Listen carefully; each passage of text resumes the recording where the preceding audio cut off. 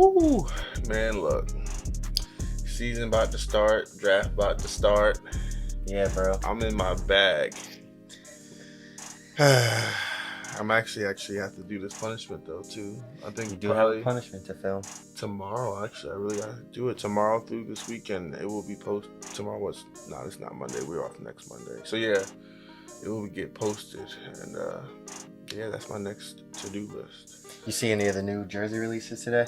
I saw this Texans one. I didn't like it. It was I don't know. I didn't wow Houston me. Bills, you said? Yeah, it just was like I don't know. It just didn't wow me. I like their other ones better than Navy. And I saw the Packers. I think the Packers one is clean, low key. Yeah, that one's pretty decent. And I saw Vikings. I think you posted the thread. Yeah. I think their whole division got rivalry jerseys this year. Oh, okay. Yeah, I saw them then.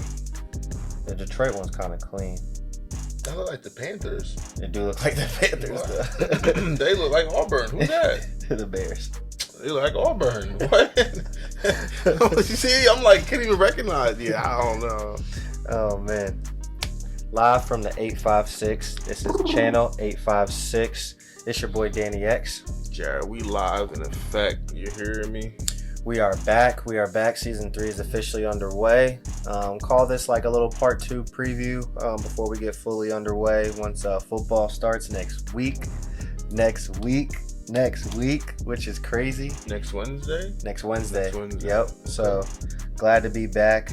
Appreciate you as always, my boy. Shout out Quinn in the back as always. Shout out CP on the executive producer side. Yeah, let's get into it. This one will be pretty cut and dry. We're gonna be just talking about draft targets per round. Do a couple, I got a couple rapid fires like keep, trade, cuts, and then yeah, we got our preseason awards. So you'll definitely hear us go into a couple different fantasy football realms.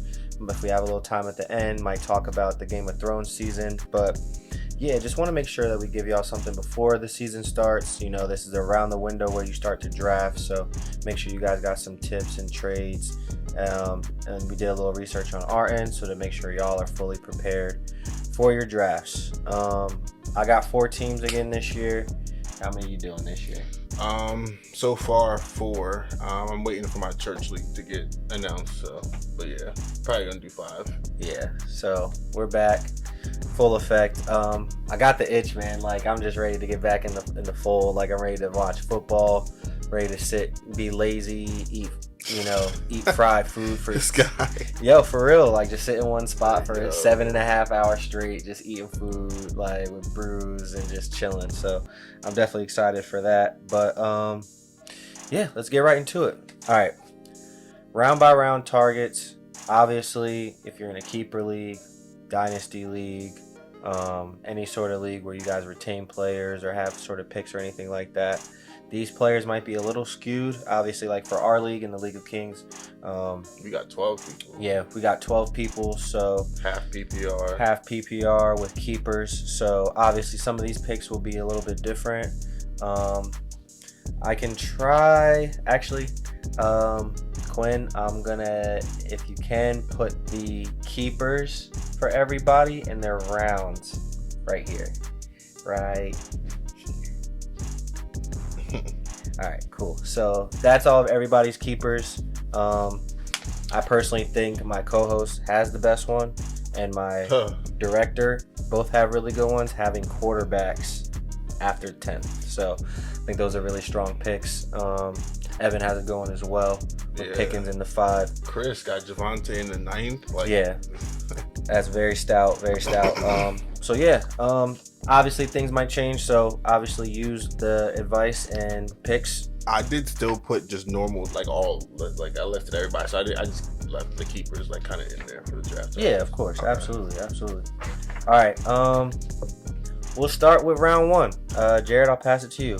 I think just your heavyweights, team building, probably your best players. So in my opinion, if you're in the top 5, go get your guy, whoever your preference is. If you're in the bottom, maybe 6 to 7, you can still get your choice of the litter.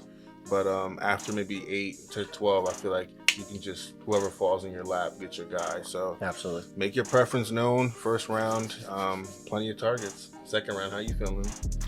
Yeah, Any specifics in that do you want to talk First, about? well, for me, I'll take James Cook, St. Brown for safety. Safest can get, their floor and upside are definitely there.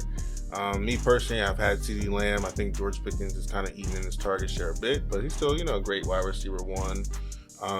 Having someone like Puka is OD. Chase, every week they're probably liable for 8 to 9 catches at least, and a good chance to score every week. JSN, another one, safety or safe floor. Gibbs, Bijan, obviously you can't ask for much more. CMC is a bit risky for me. Jonathan Taylor does miss time sometimes, but overall upside, had 21 rushing touchdowns last year. Mm-hmm. So yeah. Yeah, no, absolutely. I mean, it's get your guy. Yeah, get your guy. It's not really much to think about. Obviously, I think if you're in the top 5, you have more. Either it's the solid running back or the star wide, the top 3 wide out. And then when you're into the 5 to 12, I feel like you have more autonomy, a little bit more freedom. You can kind of go preference because you're coming back pretty quick. So with that being said, moving to round 2. So round 2 is interesting because this is probably where the rest of your stout, solid running backs, honestly, they probably end right here. So you think about your Derrick Henrys, Saquon Barkley's, Chase Brown, K9, who just got hurt. He got hurt? Kenneth Walker, yeah, he got hurt, foot injury. I didn't see that today. Keep an eye on that. I want to say it was today or yesterday. I didn't see that. Yeah, I think it was today. So Kenneth Walker, he did pick up an injury, so keep an eye on that. Damn. Omarion Hampton, Devon A. Chan, Ashton Genty, another monitor running back. Jamar Chase left today, but I don't want to give that too much attention because I don't think he is. He made it seem like he could have kept practicing today when he rolled over on his foot. If you're making any reaches, it's got to be guaranteed. People like Josh Allen, people like Brock Bowers, people like Trey McBride. And then if you're, if you made a certain position in round 1, you're most likely going to need the opposite of round 2. Like speaking in towards a running back, you might need a wide receiver, or if it's a wide receiver, you might need a running back. Or it could be a play where there's not many running backs left and you need to double up and you have a solid position in one or the other. I usually try to get a star in each. I know a player like Chris, he usually loads up one position. A player like Jared, he usually tries to get depth and balance throughout quarterback to defense. So, it definitely depends on how you like to structure your teams. Because then you'd be reached, wide receivers are there, but, A.J. Brown or like a Saquon Barkley or a Drake London or a Chase Brown. It all depends on what you need and how you kind of want to play it. Nico Collins is there. George Pickens could be there. But this is a round where you can start to leap and make some stretches, or you can kind of solidify your big 3, if you will. Moving on to round 3, some more just value plays here. Definitely like the receivers in this range. I feel like this is definitely the last round. Second to last round to try to get a sturdy running back too. I feel like. Yep. Definitely your time is you might have the ship might have sailed. The ship might have sailed for your RB1 if you might have doubled up on receivers in the first 2 rounds or one tight end. But yeah, receivers here. I really like Devontae Smith this year. Malik Neighbors at this round is something where I would target. If he's in the second round, I feel like you're paying a premium for someone coming off a major injury. Definitely. Rasheed Rice, the same thing. At this round, I feel like, or even later, you're kind of appropriate value, but I'm not willing to go any further. Ted here, it kind of scares me. T. Higgins I've had in a couple years, so he's pretty good. Abuka, hopefully he's healthy, but I think he'll have a big year too. So I agree. You definitely get some sneaky wide receiver ones here. Especially if you go receiver 1 in the first round, you might get another one that could be top 12, maybe 15. Yeah. As far as I see, you got Lamar and Jalen. Are those the only? So in the first 3 rounds, would you only say there's only 3 quarterbacks that you should pick? Personally, yes. However, I'm against early QB strategy unless it's like a rock star, right? Like Josh Allen, Lamar Jackson, someone who's going to be an MVP caliber player. Jalen Hurts as well. Yep. Someone who's going to at least average, I'd say at least about 22 to 24 points a game. Right. Like pretty consistently and not get hurt. Right. So yeah, you're looking at a player like that, especially at quarterback position. That also got a way too that these players run, could get hurt. So yeah, they could be. Again, I just feel like they have the ability to be a difference maker, especially if you're in the playoffs and these quarterbacks can throw and run. Yeah. So they might have a 2-3 passing touchdown game and then one on the ground. That could be that 30-40 point game where you need it. Especially like I know Trevor Lawrence was getting hot doing that. Bo Nix. Yep. Caleb Williams. So yeah, especially with these players that you've seen their pedigree. So yeah, no, absolutely. Yeah, I think it's one of those. It's one of those. Once you're in round 3, that's like that pick is like, all right, this is my core. These are going to be guys I'm going to need every week. I'm not moving out of their spot unless they need a bye, or unless they have a bye, or unless they have an injury. So, cross your fingers. But these are the guys that you want. Obviously you want to monitor. We have like Josh Jacobs targeted for round 3. Monitor his his court case. I know Breece Hall picked up a knock, but he came back. He's doing pretty good. So, make sure you guys are keeping up with the, players that you're targeting. Definitely start getting your list together.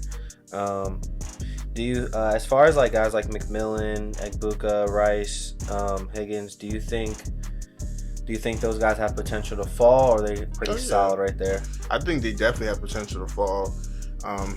Every year someone kind of makes a pick where it kind of, I won't say scratches our head, but it's surprising. Yeah. I definitely can see some change, laterally for vertically, I guess. Mm-hmm.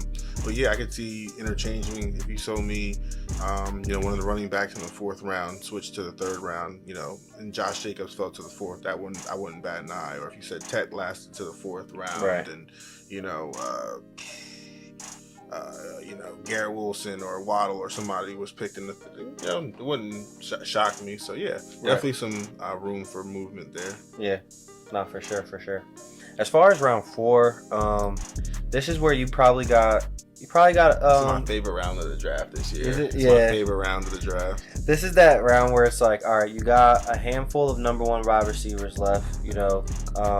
Guys like McConkey, Wilson, Egbuka, Waddle, with maybe a little bit I of. said Egbuka twice. I'm sorry. No, you're good. And then Waddle, Terry McLaurin, Mike Evans, Zay Flowers. So they're all number 1 receivers, right? Like they all could be drafted higher, but they're wide receivers, that have, maybe some questions like how will the Chargers offense look to pass more this year with with the new offensive regime with Mike McDaniel over there.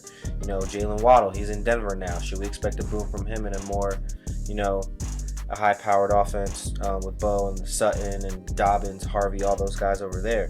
Terry McLaurin, Jaden Daniels coming off an injury. Stephon Diggs is also in town now. Mike Evans is in new scenery. Zay Flowers is the clear-cut number 1 again. Can he go back-to-back with those type of years? So these are the ones where you really got to start using. If you weren't using strategy in the first 3 rounds, you were kind of just picking best available and you're just seeing whoever's at the top, you better start locking in now, because this is where you got to start strategizing, start looking at bye weeks, seeing if you got a star player with a bye week. You don't want to have, say you got JSN and then you got Devontae Adams coming back around. They both have week 8 buys. Now you got to replace 2 guys. So think about things like that. You start to get to more of the running back committees in this round, like Swift. How do you feel about Kyle Monangai when you go look at Swift? When you're looking at Etienne, how do you feel about Alvin Kamara? Does he still have value? Scadaboo's coming off a big-time injury. Judkins is in an offense where if they're not moving the ball, he's not grooving himself. So Bucky Irving, David Montgomery's in a new system. Jeremiah Love, a rookie coming in with a heavy workload. So a lot of things to think about. You don't want to make too many reaches in this round, because it could make or break how the back half or what you're leaving for the next person. A guy like Colston Loveland's probably like one of those few remaining like reaches, if you will, in this type of round. A quarterback like Joe Burrow, if you got Jamar Chase and you want to rely on like a stack, this is like a good round to get Joe Burrow.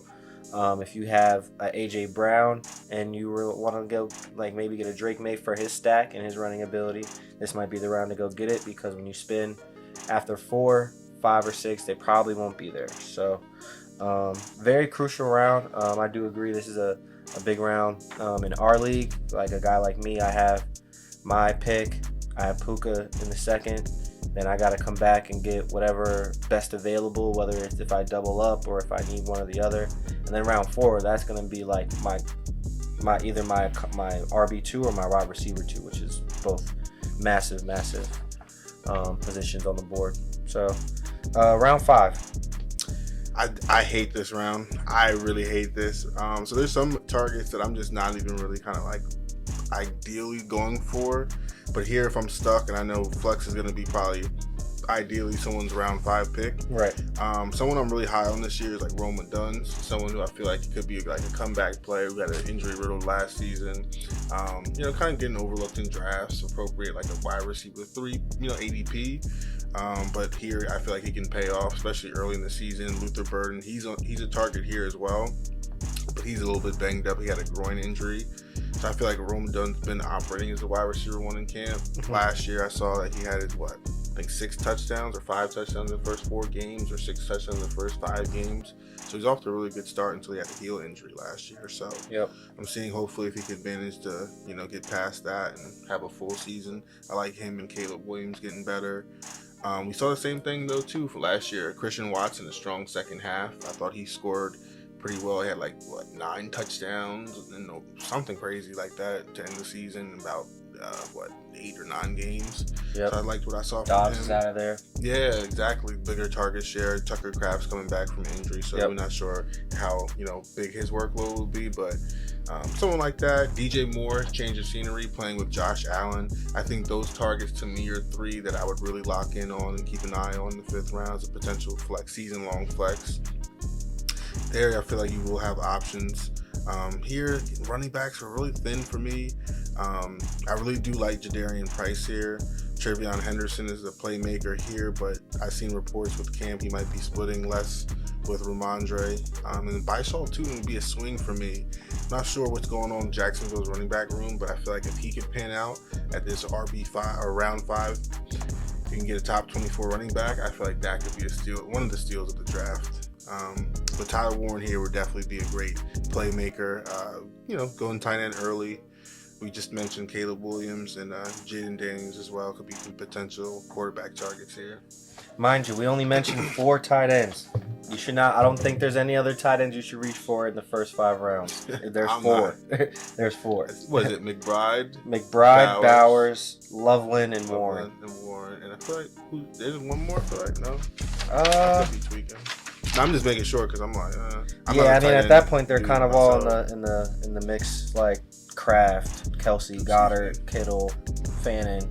Yeah, I don't think there's any difference making tight ends early enough to warrant. Exactly. All right. Round 6. So round 6 targets. This is not. It's not necessarily like the best available time, but you want to just find the value. For me, these are the times where you're evaluating like 2 running back systems, trying to maybe see if you can score higher, getting stacks. Like, do you like Ramondre Stevenson or Henderson? Do you like Rico Dowdle or do you like he's in Carolina, right? No, he's in Pittsburgh. Or Jalen Warren. Rico Dowdle or Jalen Warren? Do you like Tony Pollard? Do you like Tajay Spears? Chuba Hubbard or Jonathan Brooks? Harvey or Dobbins? It's the round where you've got to really kind of put your thinking cap on and really start to think like, all right, who do I like?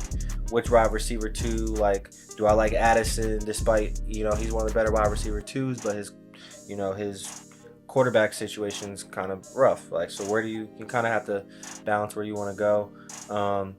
Maybe a guy like Carnell Tate, a rookie in this time of the draft, is a solid pickup if you want to take a chance on a rookie, considering the situation.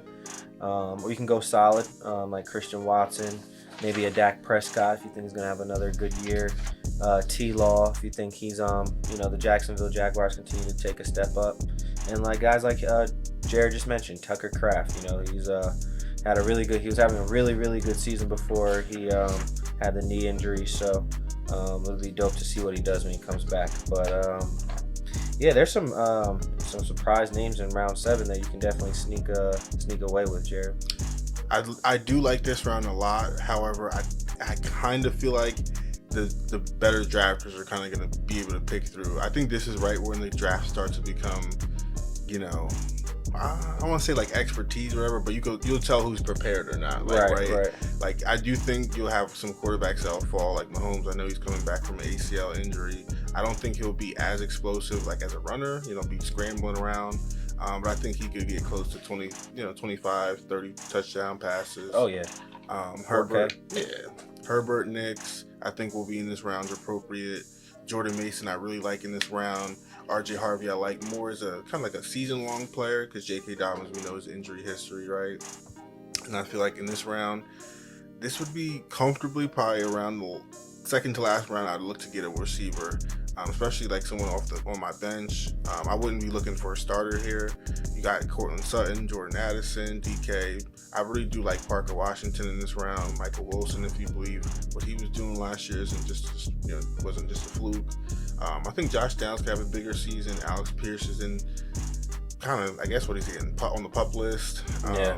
You got already? Did he? Yeah, I don't think he's returned from the surgery he had. Chris Godwin, someone if he can stay healthy, I think he can have a big role at least. We'll see. A little bit of gambles here though. Again, Marvin Harrison Jr., Brian Thomas Jr., Michael Pittman Jr. These players, I'm sure they'll be here. It's just I don't know if I draft them. And then tight ends, I think you can get your choice appropriately. Still good value for tight ends. Some, yeah. Kelsey, I think if you as early, this would be the round I'd go. I think he could maybe get a little bit more short area targets with Mahomes' injury. Dallas Goedert, I liked last year. George Kittle, this would be the earliest I'd get him. He looks like he's on track for week 1. Laporte's injured, so I'd have to look into that a little bit more. But then Fannin, once they named Deshaun Watson the starter, I had to drop him a little bit. I liked him a lot coming into the year, but if Shador was a starter, I'd like him more. For sure. So round 8 and later, just fill in your team, right? Fill in what you need, fill in your voids, fill in your gaps. If you haven't gotten a quarterback yet, I would suggest thinking about a quarterback before they get thin. If your team feels full, you can reach for maybe like an LA Rams defense, Philly defense, or even a kicker. You get a Fairbairn, Cameron Dicker, Brandon Aubrey, they're just as good as a flex. So this might be a round where you reach for like elite DST, elite kicker, but definitely want to just fill in your gaps. Names I like right around this area, I like Stephon Diggs a lot in this area. I think Stribling, the kid in San Francisco, is a good guy to pick up around this area. Romeo Doubs is in New England. AJ's going to probably have a safety high, always shadowing on that side of the field. Rashid Shaheed, full year defending champions up in Seattle. Guys like Jacoby Myers, Wan'Dale Robinson, Deebo Samuel with things to prove. Makai Lemon, Jacoby Lane, rookies that you might take a chance on. Conception, Xavier Worthy's coming back. So a lot of guys you might want to take a chance on, or if it's a rookie, seeing his outlook. But these are guys you want to check on camps, see how they're doing, seeing how they're trending towards the season. Tight ends, this is probably like the lower last bucket of tight ends. The Isaiah Likely's, Jake Ferguson's, Marky Mark, Kyle Pitts, Gadsden. This is where maybe you might have a certain quarterback, you go get a stack. If you got like Justin Herbert, you might go get Gadsden. If you got Lamar, maybe go get Mark Andrews, Prescott, Ferguson, of the like. And then talked about the defenses, talked kicker. And then if there's any early waivers, like if there was any early waivers that you had like the first week or two, where would you where would your incentives go, Jared? So I have 3 I kind of like, but for varying reasons. 2 on the same team. So one being Jordan Tyson. He'd be a stash, right? Like in playoffs. I feel like around that, if you were someone that started your season off 3-1 or something like that, and you had the extra bench spot, or someone you can cut on your bench and maybe pick up and hold. I think he can maybe pay off down the road. Again, he might have a couple games because that hamstring situation might not be ready till maybe week 4, 5, 6. Right. And then even might still need a little bit more conditioning, but I think he could maybe have a game or two, especially if Olave gets hurt. I think that could be a big thing. Kamara, same thing, or Achan or Etienne, whatever his pronunciation is now, because it goes by Achan, really. This is true. But Yeah, if he were to miss time, I think Kamara could be a great add. Someone, again, I'm not looking to rush, but in a season long, something happens again, it wouldn't hurt to have him. I think he also will be involved in the passing offense as well as a receiver. Because especially, like I said, they lost Jordan Tyson. And then Keenan Allen, one I thought sneakily was a really good move in real life. Indianapolis. But for fantasy, we'll see. I mean, short area target, definitely. Him and Josh Downs can compete. But I think Keenan Allen would be the chain mover, especially on third down for Daniel Jones. But could be overlooked. He's definitely been one of those timeless players, I feel like. So, short-handed. All right. Perfect. So, take that into account. Keep in mind all those different, tools and trades and different round focuses when you guys are on the clock. Definitely ramp up your mock drafts. You got, you got a little over a week. Got 8 days left to do mock drafts. So, get locked in about that time. So, I'm going to pass it off to Jared. He has an awards list. He's going to do his awards predictions, and then we'll kick it back to me and just go over some different preview for fantasy football. So, who you got? We'll go bottom up. So, coach of the year, who you got? Give me Jesse Minter for the Ravens. I think, I can see them, especially if they win that division. I can see him getting coach of the year. Comeback player of the year. Malik Neighbors. Oh, that's a good one. Yeah, no, he just got the red jersey off in full contact. I'm very excited to see how he plays. Close. I was gonna say Jaden Daniels too. Oh, that's a good solid. That's solid too. Yeah, absolutely. D-Roy, defensive rookie of the year. Caleb Downs. I thought the best pick, steal of the draft. Pick 13. The Cowboys got him. Safety. Yes, sir. All right, I like it. This one caught me off guard. You're O-Roy. Yeah, offensive rookie of the year, Jadarian Price for sure. I'll be honest, Carnell Tate hasn't shown me anything. And Jeremiah Love, what made you not? He has an ankle sprain right now, so it's I also feel like too, he's a good player, but I feel like year one they're not going to overwork him, especially with James Conner and Bijan route, and signing Tyler Algier. Like they went out their way to sign him. They could have just drafted Jeremiah Love and had James Conner, but they paid Tyler Algier too. So right. I'm like, especially too, he used to vulture Bijan, so I feel like he's gonna especially be the goal line, 3 yards or under, he's in there. And when he's running, he typically stays in because they feed the hot hand for sure. So I think he'll be good. I just don't know how good. I think Jadarian Price will be a rock star this year. Yeah. Depoy, I think this one's pretty cut and dry. Who you got? Myles Garrett playing on the Rams front is just ridiculous, especially if Aaron Donald comes back. 20 sacks again? Even if he gets 18, even if he gets 17, like, you know what I mean? Like, I just think, good luck blocking him. Good luck, yo. Offensive player of the year? Jahmyr Gibbs, probably. I agree. I will, first take of the season, he's going for 1,000. I can see that. Heard it here first. Christian McCaffrey did that. Yeah. So yeah. And then the MVP. Josh Allen, I think they'll give him one. Yeah. It just feels due. Has a pretty solid wide receiver one in DJ Moore, depending on how you look at it. James Cook is a beast.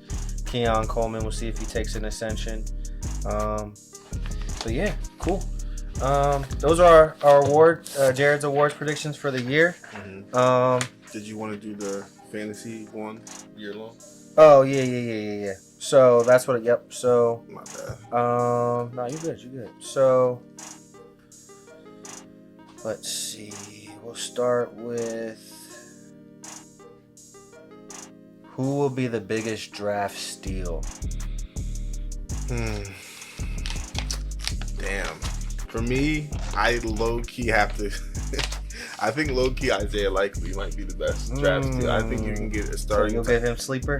Yeah, for sure. I think tight end... Right after tight end 5 is up for grabs, I think. And I think he'll be the one where people look back and be like... Top 5 tight end? No, I'm saying I think he'll be... Depending, if he blossoms even more, but... I think the top 4 locked, like we said, the top 4 big dogs. But anything after 5, I think Tucker Kraft, if he's back, he'll be about the 5th. Yeah. Anything after that is up for grabs, in my opinion. But Isaiah Likely, I think he'll be just as good as anybody else, especially the Giants' offense. Jackson Dart, he got paid. I mean, I think Isaiah like would be one of those guys last year or this year. We'll look back like, damn, how did he last? 7th, 8th, 9th, 10th round? I like that. I think a sleeper for me is going to be. I got 2 names in mind. Because I just don't think that he's not like a sleeper in the sense of like he's like elite yet. But I think Zay Flowers. I do think he continues to get better. Exactly. I think he can uptick to like 1250 up to maybe 14 this year. And yeah, I just think he's going to keep getting better. I think he's going to overperform, be a little bit more, get into that realm, like maybe the bottom of the tier 2s and start to like climb his way up into the elites. But I mean, he's made Pro Bowls. He's been pretty consistent. So I think for me, I'll go Zay Flowers. Don't draft this guy. Who's your bust? Who's your underperformer? My underperformer, I think, Aaron Jones. Stay away. I think Jordan Mason's going to take his job. I think Minnesota's going to have a tough time moving the ball anyway, unless something happens with J.J. McCarthy or Carson Wentz. I mean, Kyler Murray. Either way, all 3 of those names I don't trust, so I don't like it. And I think Aaron Jones is going to probably suffer the most because of it. I'm going to go my dog, who I really enjoyed with the year I had him, Mike Evans. I just don't see it anymore. I think he's already injured. He's had quad, hamstring, foot, ankle, this, that, third. No. He's just getting to that point where it's father time. It might be, unfortunately, this might be the last year or 2 we see him. Yeah. And I think, unfortunately, I'm just out on him this year. It's habitual hamstring, especially leg, lower body injuries, and yeah, I'm out. I think if you pay that 4th or 5th round price, you'll be a little bit disappointed looking back when you can see the names you could have chose instead. Yeah, he's definitely I think he still has pretty high demand in our league. Especially too, you gotta account for missed time, and then also you gotta you're gonna every week have to focus on practice reports and see if he's playing. Subscribe to Schefter. But if it's a Thursday night game, you have to make a decision. You play him or those kind of. You got it. I'll let someone else deal with that headache. You miss him, Quinn, or no? Good riddance, Mike Evans. So who's that guy where it's gonna be like, all right, he's here. Like, all right, we saw a flash in the pan, and like he's here now. He's here to stay. I'm gonna say Matthew. I think I was talking to Quinn about him as well. Matthew Golden. Really? I think he's someone who'll make a most improved year 1 to 2 jump. And really come on into that offense. I think Tucker Kraft coming back will help his case. I think Romeo getting out of there will help his case. Jaden Reed doesn't want to take it. Out of there. Yeah, Wicks is out of there. Jaden Reed doesn't want it to seem like. So I think Matthew Golden will have an opportunity to be most improved 1,000-yard season coming from him. They play Jaden Reed in like 3 receiver sets. Like barely. Yeah, that's what I'm saying. Yeah. They play that like minimum, so it's like weird. But like you said, if Matthew Golden plays the 2 receiver sets and with Watson, I think he'll have a good shot at having a better season. Who you got for most improved? Seeing a guy taking another jump. I say Parker Washington. Brian Thomas Jr. was a clown show last year. I think he got his job took. And if I'm Trevor Lawrence, seriously, it looked like the best player was like Jacoby Myers or Parker Washington, but full season long, I can see Parker Washington, like you said, 1,000 yards, maybe 6 touchdowns, 5, 6, 7 touchdowns, 60, 70 catches, and hey, he'd be in like wide receiver 28 on the year, wide receiver 31, like something serviceable. Kind of like what Wan'Dale Robinson did. Not saying wide receiver 17 or nothing. I think Wan'Dale's like wide receiver, something like that. But he'd have like a similar season where you're like, oh, you gotta pay attention to him, but has immediate flex return. So for waiver, right? It's week 8, week 9, week 5. One of your players just went down. Who's gonna be that guy that you think will step in, save the season, come on and do this thing? I'm gonna say this. My pick is contingent on if this gets worse. Mike Washington, Raider back. If Genty does seem to have some sort of ankle lingering, and it comes on to week turns into 2, 2 turns into 4, 4 turns into 6, we do need to start looking at Mike Washington. I think he's really good. I think he's shown very well in preseason, and I think he'll have a good workload. So I like Mike Washington on the rookie side, and then another pickup I think will be David Njoku. I think him and Justin Herbert will make a good connection. I think he might Andre Gadsden, don't get me wrong, I picked him up. He was my tight end for a couple weeks and it's fantastic. But I do think Njoku with Justin Herbert, he loves that target, type of target. So I think David Njoku will be someone that you will pick up on waivers at some point throughout the season. I can dig that.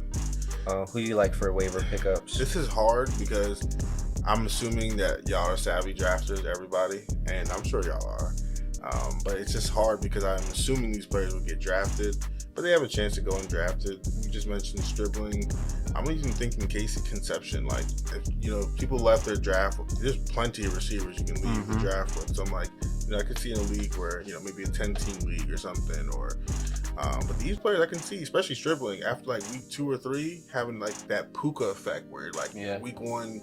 You kind of turn your head, was one kind of maybe a one-off, and then he does it again, and again you're like, oh wait, I gotta grab him. So right, I can see these two. I know they're both receivers. I could see that, and then maybe, probably that. I'd leave it at that.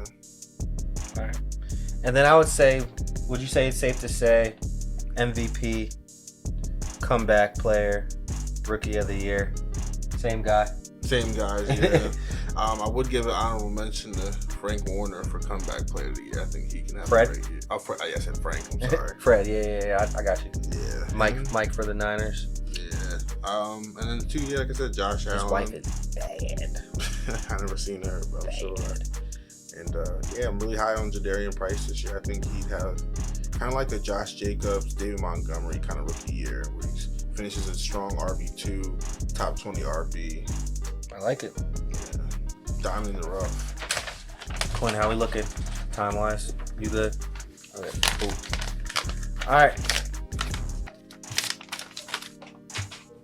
All right, so we're going to do a little bit of rapid fire. We're going to do keep, trade, cut. We'll call it keep, trade, cut. Not KFC, but KTC. All right, so I'm going to give Jared 3 players. He's going to keep 1, trade 1, cut 1. It'll also be a little bit of a help for you guys in draft mode if you think, just give you a little bit of insight of what we're thinking. So to start off, Jared, we're going with elite running backs. Keep, trade, cut. Jahmyr Gibbs, Bijan Robinson, Christian McCaffrey. Keep, trade, cut. Definitely trading Christian McCaffrey. No, I'm cutting Christian McCaffrey. I'm trading Bijan because he gives me the most value, but I don't like Tua. And I'm keeping Jahmyr Gibbs. Okay. CMC just has that risk. Shanahan be trying to finesse everything with that injury situation. He be trying to lie. I'm cool. He's 31 too. Right. You want to fix that real quick, or you good? It's starting to leave. I'll hold it. All right. Okay. Elite wide receivers. You got Jamar Chase. You got Puka Nacua, my keeper. And Jackson Smith and Jigba. Keep, trade, cut, elite wide receivers. Keeping Jamar Chase, he's the best. I'm cutting Puka because his off the field nonsense, distraction we'll call it, and because he said he wants to end his career early. And JSN I'd trade. I feel like he'd get the immediate value when he's still in his prime. I like it. Those up and coming guys, when that old guard starts to, leave out, not old guard, but just that next tier of wide receivers, those young guys. So you got keep, trade, cut. You got Amon-Ra, St. Brown, USC guy. Drake London, Atlanta Falcons, USC guy. And then Nico Collins, keep, trade, cut. I think the keep's pretty obvious. Definitely keeping St. Brown. Yep. I'm cutting. Yeah, I'm definitely cutting Nico Collins. I'm keeping Drake London. Drake London showed me something. That 3-touchdown game versus the Pats, he was scoring on Gonzalez. Like, he was getting real busy.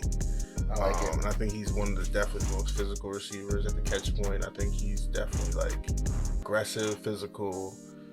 Definitely with better quarterback play could be something else. But he's definitely like a receiver. I feel like he could play like in the early 2000s, right? Like he'd be able to hold out. So yeah, Nico Collins, he's cool though. But I think I would trade Nico and cut Drake just because of Penix / Tua is just terrible. All right, RB, like the next set of running backs, that second tier. So you got, I think this is actually kind of tight, but Jonathan Taylor, Devon Achane, Chase Brown. Keep, trade, cut. Keeping Jonathan Taylor. I'm trading Achane if I'm the Dolphins because they don't got nothing. So, but if I'm the owner, and I'll probably trade Achane because he's the less certain his offense, his situation, I should say, his environment. And I'd cut Chase Brown. I would. It's tough, but yeah. I think Achane is I'd trade him. The keep. No, I trade him. Just because I think he's like, I just think he'll do everything. He'll have that score value. Jonathan Taylor can win a game against the Texans defense, hitting home runs. Like, I've seen it. Like, I've seen it. Like, yeah, that's a fact. And then just those household names. I think this is a good one too. Jettas, CD, AJ Brown. Keep, trade, cut. Trading AJ Brown because he's the oldest and has attitude issues, and he's coming off the least amount of yards. I feel like between the three of those. No, I'm sorry. I'm cutting. Then I'm trading Justin Jefferson, and I'm keeping CD Lamb. Keeping CD. Mid-round running backs. You got Kenneth Walker. You got David Montgomery. You got Travis Etienne. I'm cutting Monty because he doesn't get enough receiving work. I'm keeping, who was the first one?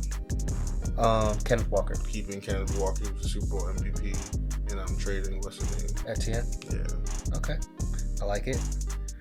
All right, yeah. That was Keep, Trade, Cut. So just a little quick rapid fire to end the episode. Yeah. All right. Last segment. So what'd you think? Season 3 in the books. Game of Thrones. House of Dragon. House of Dragon. I always call it Game of You're Thrones. Good. House of Dragon. What'd you think? Season 3 in the books. I'm gonna be geeky. I thought I fell asleep rewatching it for a second time. Yeah. But I didn't think they did the book justice. I completely agree. Yeah, like they should have had both of them become traders. A lot of deviation. Yeah, they should have had both the Dragon Seeds become traders at that battle. It would have been more dramatic. I think they should have also had a chance to show a little bit of dragon warfare. Especially towards the end of the episode, they had Caraxes following after Silverwing, chasing them, trying to shoot fire on them because Damon's on the ground, like you trying to burn the place up. Right. And you see Vermithor flying behind Caraxes. It looked like he about to defend. Nothing on that. Silverwing, but nothing's being there's no attacking from Vermithor yet or anything. But you have to realize Vermithor and Silverwing are mate dragon pair because they were with Queen Alicent and Jaehaerys. Correct. And they were married. So they were, yeah. And that's how the dragons. That's why in that one episode when they're all like snuggly buggly. When they're watching Harrenhal. Yeah. When he like nests up under her. Mm-hmm. So that's why I'm like, they could have showed at least like 5 minutes, made it more extended. We didn't see Daron do nothing. I think that's the biggest thing, character development. Yeah, like not even a campfire story about Alice Blackwood. We didn't get proper introductions of certain characters. Like, because people think of Roddy's like Stark, and I'm like, Roddy Stark. Like they call him a Stark, correct? Yeah, exactly. Yeah, like we didn't get proper introduction. Ormond's right hand. Yeah, the Queen. Yeah, exactly. The Queen's Guard who Aemon killed. Yep. Remember that Rhaenyra had? Like we didn't get proper introduction. Exactly. Yeah. Like certain people just thrown out. That's all we can describe him as because there's no character development. Exactly. This is a ponytail boy that got a sword up his chin. So, yeah, I thought they dropped the ball definitely there. A lot of book deviation, a lot of, like, these writers, like, I feel like with they got lazy and they're just like... It's not, like, impactful scenes. Like, their creative liberties are just not, like hitting. like the liberties they're trying to take are not like snapping. Like Bayla and Bull when they kiss, like Bayla. Or no. Oh, Bayla and Adam. Yeah, Bayla and Adam. Like I know that's in the book, but it's like you didn't develop it, and then there was no addition to it besides maybe Adam showing that he has a crush on her. So like, I kind of like the romance triangle aspect, but like you said, it's like okay. But it was like a snippet. So like, are we gonna get that? Like you said, like there's just a lot of like, you like started writing a paragraph and then you kind of just cut it off, and it was like, all right, then you started writing another paragraph and then you cut that one off. You know what I mean? Like kind of with just like scenes. Like I know like we were watching it all season. You kept saying like, yo, like why are we cutting this scene? Like cut too many cut scenes. Way too many. Absolutely. Way too many. I thought the Aegon Sunfire reunion was like out of a 10. That was like a 6.5, 7 to me. Yeah. The Aegon pulling up on Aemon and Harrenhal was literally a 1 out of half. I thought it was a joke. I thought it was like a dream scene. I was like, oh, I'm alive. Imbecile. I thought it was legitimately a dream. Like I thought it was dreaming. Dream. Like I remember when we was watching, we paused it. He was like, wasn't taking serious. Like we actually had to rewatch that scene because neither of us thought it was real, so we didn't like tap in the dialogue because we're like, all right, this is just a dream. He'll wake up. He's in Harrenhal, but it was actually that. So we had to rewatch that scene. That was hilarious. That was trash. And I thought too, we didn't get no mention of Rhaenyra's children. They was on the ship. Just passed through the bay or the gullet. Like yeah, that was like, they deviated from that. Like nothing at all. Just they brought the one bull back from the Vale. He ain't getting no lines. His crown was tough though. His crown was hard, but like we didn't see no interaction. It's just weird. Like they just, I don't know. They wasted a lot of scenes. I feel like overall in this season, they wasted a lot of scenes. I agree. I think my top 3 moments were Rhaenyra demanding the Aegon bit brought to her at that same little scene when Daemon's like, who dare challenge us in our house, and then the third probably.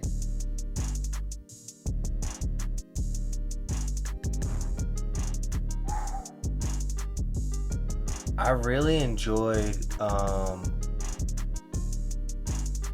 the conversation when Corlys is a prisoner and then he's over talking Gwaine and they just like doing like all that business right there and David's like, nah, like it's up, let's go. Like it's time to go to war. Those are probably my 3 favorite scenes I would say the whole season for sure. Mine, I guess, definitely Jacaerys' death. I knew it was coming, but still had to brace myself. I was like, oh yeah, damn, absolutely. That shit is OD. That was wild. That scene was OD. Like you said, Daemon, when they were in the house, when Rhaenyra takes the throne back, especially when she killed Otto, I thought her acting there was like really good because she's like blowing snot bubbles and all that. Like, it was good. Yeah. Especially the beginning of the episode when she had Jacaerys' body, I thought she really. Morning when she was mourning, oh, that was such good acting. The third episode had the best opening I've seen for House of Dragon, like that cold opening with Daemon and the dragon seeds. Like that was lit. Like that was tough. They were just all sitting there when they were when he was politicking for Darren. But that was tough too. You see how Ormond, like that was our introduction. Like he was on some scheme team. Yeah, that was tough. One of my very favorite scenes, it might not be that significant, but like when Rhaenyra did the Pooh Shiesty and she had all the nobles come and she served them rats. Yeah. Yo, that first time I watched it, I was like, oh, this is OD. Like that was tough. That was hard. What else? I like when the dragons fought each other. When Daemon pulled up on Rhaena, and then Adam and Rhaenyra pulled up on Daemon and Rhaena. Yeah, that was tough. Take out my third and add that. That was tough. That was tough. I knew Rhaenyra don't play. My heart was beating when that happened. I was like, yo, that was going down. I'm here. Come on, Adam. Like, let's get it. Like, she wasn't waiting. None of that. Caraxes almost ate out Sheep Stealer's neck. Like, wow. That was a great scene. Like that one really had me. Was like my heart was like, oh, what's about to happen next? Like that really caught you. Like every second was really cool. So yeah, that was lit. And that was good. So yeah, it was good season overall. 8.2. Facts. I agree. Yeah, the one that made me laugh the most when Rhaenyra was like, Rhaenyra asked Alicent for her money and she was like, oh yeah. Like, I don't got your money. She looked at her crazy like, what? Listen, we appreciate y'all as always. Shout out our Lord and Savior. Shout out all of our family and friends who support. Or any new subs, we appreciate y'all. Shout out King as always. We'll make the closing a little bit smaller. Jared, any quick shout outs? Other than that, album of the year, shout out to J. Cole, one of them. Shout out to Rollo. I've been listening to that thing for the last every 3-4 days, like the last 3-4 days, every song I've been listening to. Drake and Don Toliver, yeah, those are the only other ones I've been rocking with lately. September 19th, Reading, Pennsylvania, Santander Arena. Pull up. Wayne concert. Lil Wayne, 2 Chainz, pull up. Yes, it's my birthday. Pull up. We are in there. September 19th, Santander Arena, Wayne and Chainz. Let's do that. Don't meet me there. Beat me there. Live from the 856, channel 856. We outside. Enjoy y'all summer, yo.